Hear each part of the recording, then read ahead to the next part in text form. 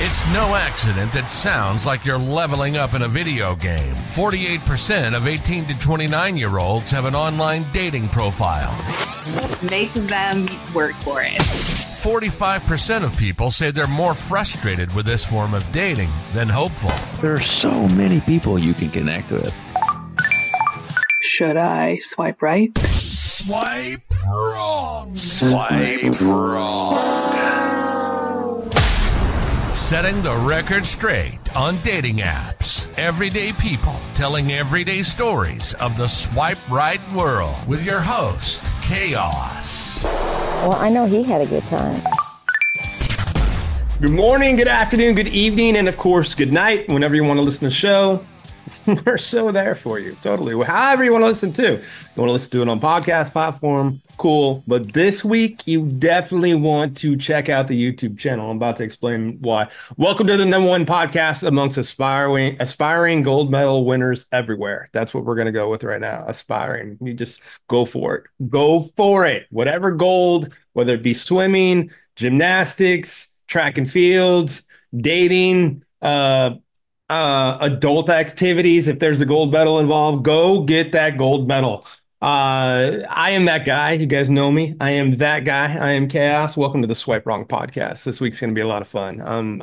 This week is super, super cool. This is one where you definitely have to check out the YouTube channel. Props to the guy, the great and powerful Oz, Jay Pelham, who produces the show, has the ideas and just keeps my mind going on the different stuff that we can do. We're looking forward to a lot of stuff that's out there. So hopefully you'll see that guy coming down the pipe here in a little bit. So the reason why, like, follow, subscribe, tell your friends about it, share with everybody, give us a call, 317-426-6616, email us at swipewrongpod@gmail.com. Whatever we can do, however we can be there for you. I've had multiple conversations with multiple people over the past few days even. I know I talked about it here recently, but love the engagement and love to see what we can do to help. Like, that's our whole goal. Like, that's it. Like, we're here just to try to help as many people as we can in all the different ways that we can. So the reason I keep saying check out the YouTube channel, this is one where there's some good video with this. We've taken some of the shows from the past, and it's been put together to where, well, I'll tell you what. Check out the YouTube channel. Listen to it as you're rolling through, in traffic or whatever. But there's a lot of cool stuff on this one, so check it out. Sit back, relax, put your feet up, grab your popcorn. Get it buttered if you so desire. Throw some caramel on there if you're in traffic. Please don't hit that person next to you. And the reason why I was so cryptic is because you're going to sit back, relax, and enjoy this episode known as the best of the worst. Disclaimer. The views and opinions expressed in this program are those of the speaker and do not necessarily reflect the views or opinions or any entities they represent. This podcast is about dating experiences. It is not to say one dating app is better or worse than another. Early on, I met this guy. Early on in my dating naivety, I met this guy. We went out a couple of times, totally hit it off, had a ton of fun together. Things were great. And I got a phone call from him one night, and I pick up the phone and I'm like, hey, what's going on or whatever. And this girl just starts screaming at me. Oh, shit. Like, I know who you are and I know what you're doing. What are you talking about? And she's like, she proceeds to, scream at me about how she and this guy just bought a house and they're living together. And I'm like, jeez. Oh shit, and I'm like, oh my God, I am so sorry. I had no idea this was happening. First assumption, a guy's on a dating site is that he's actually single. Yeah, for sure. For sure. Shockingly, that's not a fair assumption. No. But I'm like, I started apologizing to her. And then I'm like, wait a minute. Like, I didn't do anything wrong here, And she's just screaming at me. And I'm like, listen, I have been where you are. But I am not the person you need to be yelling at. Like, you need to have a conversation with him, And she's just still screaming at me. I finally just hung up the phone. But I was on a date once, and she was sitting there, and she was talking about how her sister hates her job. And I just got up and walked out. I didn't say anything. I didn't do anything. I just got up and went home. And then I got home and I was like, oh, I didn't pay. What prompted you just getting up and walking out after hearing that? Because after 10 minutes of being with somebody, you're thinking, this is the best conversation they have. How their sister hates their job. Imagine being with this person for 15 years. This is the best she has to offer. I was like, nope. I put on pants for this. He was really, really funny. And I thought that was really, really nice. And he lived in London. And he had this romantic idea of choosing to go someplace where both of us had never been before. And that I would hop on the train that he was already on out of London. So I thought, that sounds really nice. That's quite interesting. We couldn't really find a place that was en route that we hadn't been before. So he chose Clacton, quite a deprived area, but it does have a pier with the rides and the games on it. So I thought, okay, well, he's trying to be fun. So I get to the train station and he had agreed to meet me on the platform because he had to switch trains when he came into my town. And we talked in advance about, he said, don't worry about getting all dressed up. Just be yourself, be casual. And I thought, God, this guy's really sounding great. And he said, I'm just going to be wearing some trainers and sweatpants. Well, when I saw him on the platform, he literally was wearing sweatpants. Very, very dirty, ripped, like what you've been gardening in or painting all day long, sweatpants and a really wrinkled t-shirt. So like no effort went into that outfit.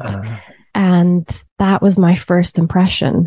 The whole time he was talking and I was just thinking, first of all, he doesn't look like anyone that I want to spend time with. Sure. We're going to a town where I don't really want to go with him. So that's going to be 3 hours of my life. What do you think I did?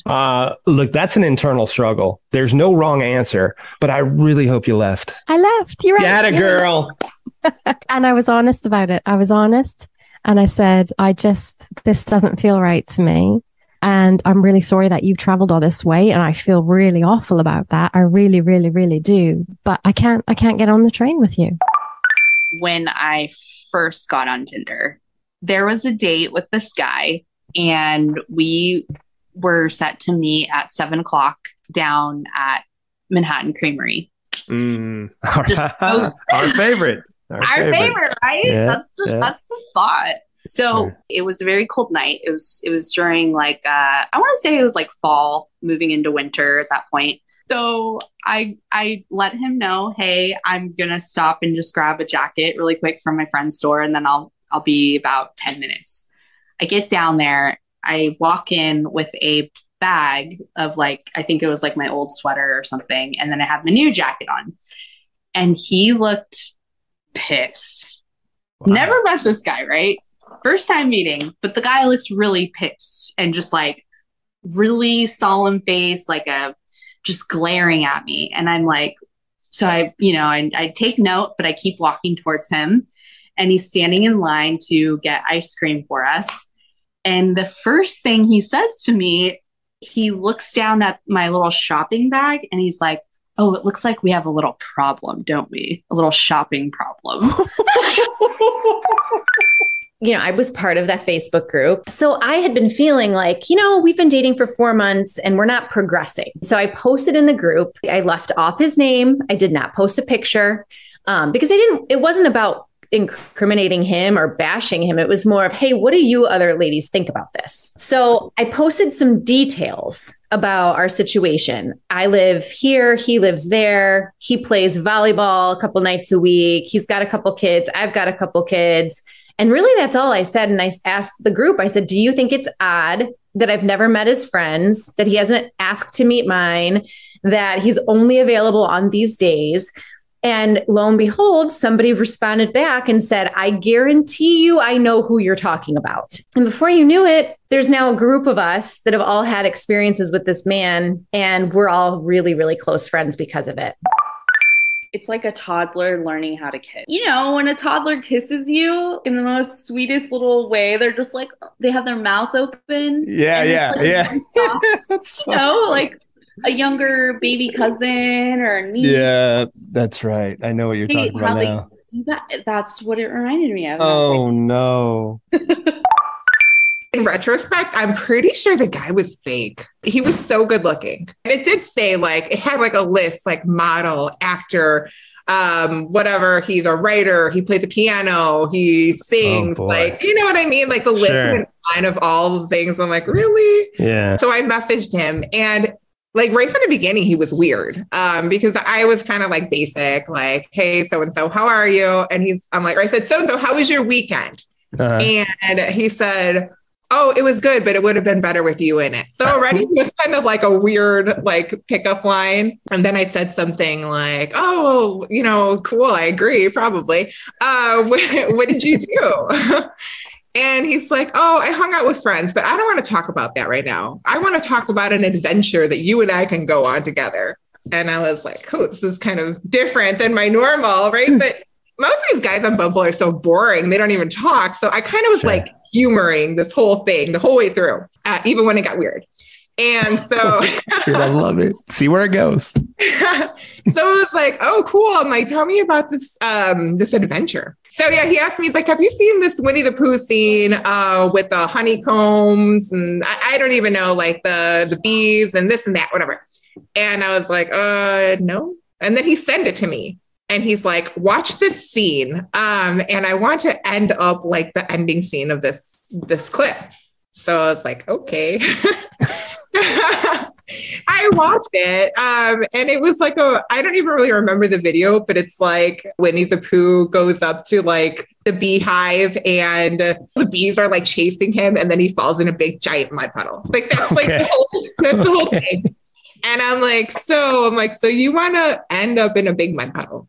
And he's like, exactly. And I'm like, oh, okay. So he was like, yeah, ideally, he's like, I want you to walk around and have on these little red shorts and a white or a yellow tank top or whatever. And I want your booty to be peeking out. I want you to wear these white stockings up to your knee and black Mary Janes. And like, he was so specific with all this stuff. He's like, and then we're going to have an umbrella, a black umbrella.